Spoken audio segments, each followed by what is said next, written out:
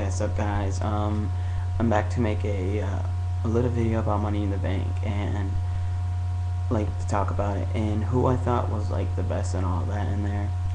Okay, the first match was the SmackDown Money in the Bank.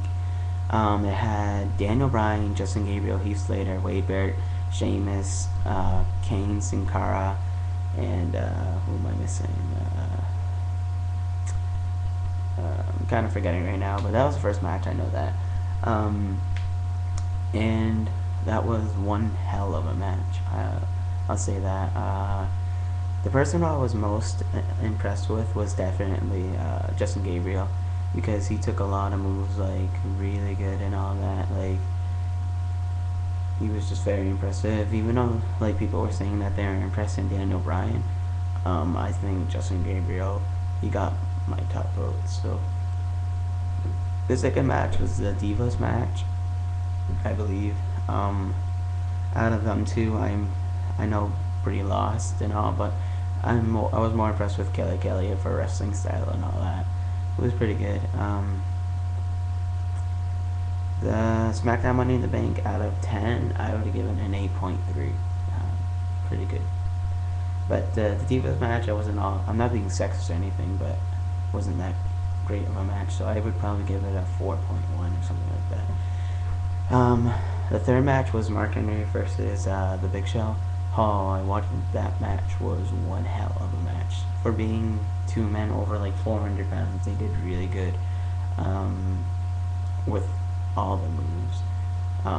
I give that a 9.1 because for being two very big men, no fat jokes, but they wrestled hell of a lot better than a lot of other superstars that are like 250, 260.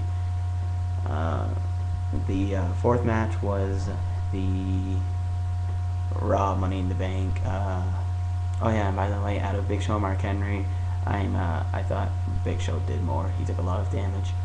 The fourth match was the Raw Money in the Bank. I did not like that match because I don't like it how Del Rio won the Royal Rumble and now he's won the Money in the Bank. I think someone like Riley should have won. I was rooting for Riley because I think he's going to be a future WWE champion. But the person I was most impressed with in that match was, I'm going to just come out and say this, I thought that either Jack Swagger or Kofi were, because both of them took a lot of damage. Same thing with Evan Bourne. He did a lot of damage too. So one of them, probably either Evan Bourne or Kofi. They're both very impressive. And then the fifth match was the World Heavyweight Champion match. That was a pretty good match. I prefer Christian over Orton, but yeah, Christian won. Out of them two, I was probably more impressed with Christian because he seems more of a better wrestler than Orton. But yeah, so definitely Christian. And then the last match which was the main event, the sixth match, CM Punk versus John Cena. If Cena lost, he was fired, and Punk would win the WWE. That match, probably out of all the matches they had all year, it's probably the second best they've had. The best match I think they've had was Triple H versus Taker. But the way Cena and Punk wrestled, it impressed me like a lot. Pretty sure it impressed a lot of people, like a hell of a lot. But definitely was a pretty great match. I liked how the crowd reacted when Punk won, and I liked how even Punk reacted. He like had his hands over his face like he couldn't believe it. So it's gonna, and now that Cena's rehired, I find that kind of stupid. But yeah, but I think they're gonna introduce a new WWE title, so Punk will be the last one of the Cena version.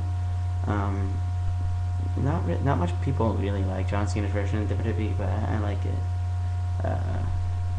So yeah, that's basically it for episode 2 of my Stick RepliComm Belts, just talking about Money in the Bank and who I thought was the most impressive.